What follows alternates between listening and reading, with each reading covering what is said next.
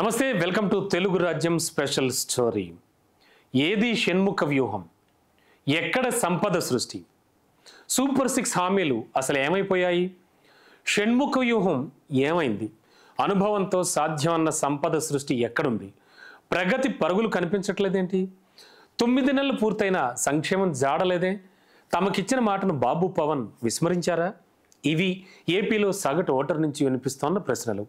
కూటమి ప్రభుత్వానికి హనీమూన్ ముగిసింది. అధికారంలోకి వచ్చి 9 నెలలు పూర్తి అయిపోయాయి. షణ్ముఖ వ్యూహంతో సంపదను సృష్టించి రాష్ట్రాన్ని ప్రగతి పథంలో నడిపిస్తానని చెప్పి ఎన్నికల్లో హామీ ఇచ్చిన చంద్రబాబు, పవన్ కళ్యాణ్లు ఆ దిశగా కనీసం అడుగులు వేస్తున్నారా అనే అనుమానం ఓటేసిన జనాన్ని వేధిస్తోంది. కొత్త సర్కార్కు కనీసం సమయం ఇవ్వాలని ఇన్నాళ్ళు జనం అయితే ప్రశ్నించలేదు. ఎన్నికల్లో ఇచ్చిన హామీల అమలును పట్టించుకోకుండా ఎంతసేపు గత ముఖ్యమంత్రి జగన్మోహన్ రెడ్డిని విమర్శిస్తే సరిపోతుందా అనే ప్రశ్నలే వినబడుతున్నాయి. తిరుగులేని మెజార్టీతో అధికారాన్ని చేపట్టి రాష్ట్ర చరిత్రలో కని విని ఎరుగని రీతిలో సంక్షేమ పథకాలను అమలు చేసిన వైఎస్ఆర్సీపీ ప్రభుత్వాన్ని అధికారానికి దూరం చేయడం అంటే సామాన్య విషయం అయితే కాదు. అందుకోసం ఆ పార్టీ ఇస్తున్న సంక్షేమ పథకాల కన్నా తామే ఎక్కువ అనే మోతాదులో సంక్షేమ పథకాలను ఇస్తామని చెప్పాలి, జనాన్ని నమ్మించాలి. అందుకోసం ఎడాపెడా వాగ్దానాలు చేసేయాలి. అవి ఆచరణ సాధ్యమా కాదా అనేది ఆ తర్వాత విషయం. ముందు జగన్మోహన్ రెడ్డిని అధికారంలోంచి దించేయాలి, అంతే. 2025 ఎన్నికలకు ముందు కూటమి నేతలు సరిగ్గా ఇలాగే ఆలోచించారా అనే అనుమానాలు కూడా ఇప్పుడు ఆంధ్రప్రదేశ్ ప్రజానీకాన్ని వేధిస్తున్నాయి. ఎందుకంటే ఎన్నికల ఏరు దాటడానికి చంద్రబాబు తయారు చేసిన హామీల బోటు అలాంటిది. మరి ఆ హామీలను అమలు చేయాలి అంటే రాష్ట్ర బడ్జెట్ సరిపోదని, ఇది చంద్రబాబు చేస్తున్న మోసమని నాటి సీఎం జగన్ పదే పదే జనానికి చెప్పారు. ఇప్పుడు జనం ఆ మాటల్ని గుర్తు చేసుకుంటున్నారు. మరి 1 కాదు 2 కాదు, ఏకంగా 143 హామీలను టీడీపీ, జనసేన పార్టీలు ఇచ్చేశాయి ఎడాపెడా.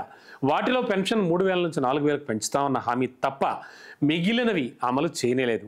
ఆ హామీ అమలు చేస్తున్న రాష్ట్ర వ్యాప్తంగా 150,000 మంది లబ్ధిదారులను తగ్గించారు అని వైఎస్ఆర్సీపీ ఇప్పటికే లెక్కలతో సహా వివరిస్తోంది. అంటే ఆ ఒక్క హామీని కూడా సరిగా అమలు చేయలేకపోతున్నారన్నమాట. చంద్రబాబు ఇచ్చిన హామీలు అమలు చేయాలి అంటే ఏటా 170,000 కోట్ల రూపాయలు కావాలని జగన్మోహన్ రెడ్డి అప్పట్లో చెప్పారు. అయితే కొత్తగా అప్పులు చేయకుండా సంపదను సృష్టించి హామీలన్నీ తప్పకుండా అమలు చేస్తామని చంద్రబాబు జనాన్ని నమ్మించారు. సంపద సృష్టించడంలో తనకు అనుభవం ఉందని చెప్పుకున్నారు. ఇచ్చిన హామీలు ఊరించేలా ఉండడం, సంపద సృష్టిస్తానన్న ఆయన మాటలు నమ్మడం వల్ల జనం ఆయనకు పట్టం కట్టేశారు. కానీ హామీల్ని అమలు చేయలేదు. అయితే ఇటీవల సీఎం చంద్రబాబు ప్రెస్ మీట్ పెట్టి మరి తానిచ్చిన హామీలను అమలు చేయాలి అంటే ఇప్పుడున్న రాష్ట్ర ఆర్థిక పరిస్థితి అనుమతించదని, సంపద సృష్టించి హామీలు అమలు చేస్తానని చెప్పారు. మరి బాబు చేసిన ఈ ప్రకటనతో రాష్ట్ర వ్యాప్తంగా వివిధ కోణాల్లో విమర్శలు రావడంతో ఆయన తన మాటను సవరించుకున్నారు.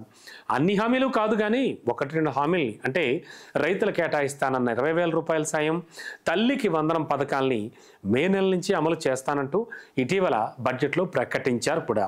అంటే ప్రభుత్వం ఏర్పాటైన దాదాపు ఏడాదికి 1-2 హామీలు అమలు చేయడానికి చంద్రబాబు సిద్ధపడుతున్నారు. 143 హామీల్లో కూడా 2 పోను, మిగిలిన హామీల సంగతి ఏమిటి అనే ప్రశ్న వివిధ వర్గాల నుంచి వినిపిస్తోంది. అందులో ముఖ్యంగా ఏటా 4 లక్షల ఉద్యోగాల కల్పన, నెలకు 3,000 చొప్పున నిరుద్యోగ భృతి, మహిళలకు ఉచిత బస్సు ప్రయాణం, 18 ఏళ్లు నిండిన మహిళలకు నెలకు 1,500 రూపాయల చొప్పున సాయం, ఇలాంటి సూపర్ 6లోని ముఖ్యమైన హామీల అమలు కోసం ఆయా వర్గాల జనం విపరీతంగా ఎదురు చూస్తున్నారు. మరి హామీలు ఇస్తే ఎదురు చూస్తారు కదా, వీటిని కనీసం ఎప్పటి నుంచి అమలు చేస్తారు అనేది కూడా చంద్రబాబు కనీసం ప్రకటించలేదు. ఇది ఆయా వర్గాలను తీవ్ర నిరాశకు గురి చేస్తోంది. జగన్మోహన్ రెడ్డి పాలనలో అయితే ప్రతి నెల ఏదో పథకం కింద లబ్ధిదారుల ఖాతాల్లో డబ్బులు జమ అవుతూ ఉండేవి. 9 నెలలుగా అసలు ఎవరి ఖాతాల్లో కూడా డబ్బులు పడకపోవడంతో రాష్ట్ర వ్యాప్తంగా లక్షలాది మంది లబ్ధిదారులు కూటమి ప్రభుత్వ తీరుపై అసహనం వ్యక్తం చేస్తున్నారు. ఒకవేళ ఇదే తీరు కొనసాగితే ఈ అసహనం కాస్త ఆగ్రహంగా మారే ప్రమాదం ఉందని టీడీపీ నాయకులు కూడా ఆందోళన వ్యక్తం చేస్తున్నారు. జగన్మోహన్ రెడ్డి ఇచ్చిన స్థాయిలో కాకపోయినా ఆయా పథకాల లబ్ధిదారులందరికీ ఏదో ఒక రూపంలో ఎంతో కొంత సొమ్ము వారి ఖాతాల్లో జమ చేయకపోతే రాష్ట్ర వ్యాప్తంగా ప్రభుత్వం మీద వ్యతిరేకత ఏర్పడుతుందని టీడీపీ సీనియర్ నేతలు కూడా అంటున్నారు. అయితే అప్పులు చేస్తే కానీ చంద్రబాబు ఇచ్చిన హామీలన్నీ నెరవేర్చే పరిస్థితి లేదు. మరి ఆ హామీలన్నీ నెరవేర్చడానికి తగిన అప్పు పుట్టడం అసాధ్యం. కొత్త ప్రభుత్వం ఏర్పడ్డాక ఈ 9 నెలల్లో 1,15,000 కోట్ల రూపాయలు అప్పు తెచ్చారు. అయినా 2 హామీలే అమలు చేయగలుగుతున్నామని చెబుతున్నారు. పోనీ సంపద సృష్టించే హామీలు అమలు చేస్తారా అంటే ఈ 9 నెలల్లో సృష్టించిన సంపద ఏమిటి అంటే ఏమీ లేదు అనే సమాధానమే వినబడుతోంది. తమకిచ్చిన హామీల అమలు కన్నా రాజధాని నిర్మాణంపైనే ప్రభుత్వం దృష్టి సారిస్తోందని జనం భావిస్తున్నారు. సో చంద్రబాబు మళ్ళీ తమను మోసం చేశారని క్రమంగా జనానికి అర్థమవుతోంది. అందుకే ఒక్కో వర్గం వాళ్ళు కలెక్టరేట్ల వద్ద ధర్నాలు చేయడం, అధికారులకు వినతి పత్రాలు ఇవ్వడం వంటి నిరసనలు మొదలు పెట్టారని రాజకీయ పరిశీలకులు కూడా వ్యాఖ్యానిస్తున్నారు.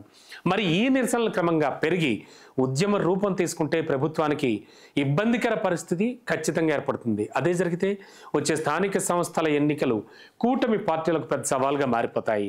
అది ఎంత మాత్రం మంచిది కాదని జనంలో అసంతృప్తి పెరగకుండా చంద్రబాబు ఏదో విధంగా హామీలను అమలు చేయాలని ఆ పార్టీ నాయకులు కూడా కోరుకుంటున్నారు. అదెలా సాధ్యమన్నది చంద్రబాబు మాత్రమే చెప్పగలగాలి.